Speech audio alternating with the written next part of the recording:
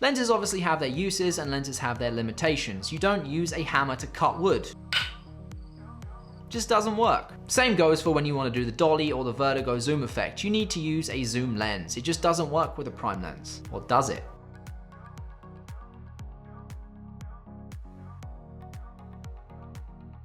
What I just showed you is actually shot with this lens. It's the 85. This is the Viltrox 85, which is a prime lens and doesn't zoom. And no, I didn't do it in post. We're doing it all in camera today. So the way we're gonna do this all in camera, if you haven't already guessed, is by using clear image zoom, a feature which is built into most Sony mirrorless cameras. Now you're gonna need to obviously turn this on first, and I'm gonna show you how to do that right now. It's really easy. Head into the menus, go to section 2, tab number 5. Go to zoom setting, make sure optical zoom is changed to clear image zoom on. And then after, you're gonna need to assign it to a custom button, but not any custom button. You're gonna wanna assign it to the joystick. You don't wanna put it on the scroll wheel or anything like that. If you do it to the scroll wheel, the zoom's gonna go in stages. It's gonna be jagged like that. It's gonna go a bit, then a bit more, then a bit more. Whereas if you do it with the joystick, it's gonna be a smooth zoom, and you need that smooth zoom. Back into your menu, section 2, tab number 8. You want to change the custom photography settings and the multi-selection center button. Change it to zoom. You can change it to anything you want, but in this case, we need zoom.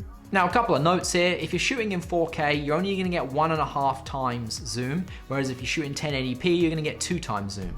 So unless you really need 4K as your outputted video, I recommend doing it in 1080p. That way you just get more zoom and the effect's gonna look better. It's as simple as that. Once the button's assigned, turn it on, and you're gonna zoom in as you pull away with your camera, or you're gonna zoom out as you push in with your camera. And that's how you do the effect. And some of you are gonna say, this is just a digital zoom, albeit with no or next to no quality loss. You can do the same thing in post, and you can, but I'd argue that that's actually more work. And if you wanna just do the effect in camera, it's more fun. You can see in real time how it looks. So if it doesn't look good, you can just do it again instead of shooting it, putting your memory card into your computer, copying that stuff across, loading up Premiere or Final Cut, importing it, editing it, and being like, it doesn't look good. I've got to do it all again. You can just do it on the camera and it is there for you to see straight away. If you somehow found my channel through means of YouTube recommending me, that's great. It means the algorithm is favoring me today, for once.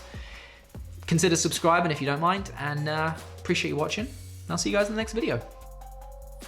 Now you can obviously do this handheld if you've got hands of steel or you're rock steady. Damn it, done and did it. You just ruined my video. I should have just put it on silent. Zoom in as you're pulling out with your camera, or zoom out as you're pulling. It gets really confusing. Zoom in as you're pulling out, zoom out as you're pulling in. That's what she said.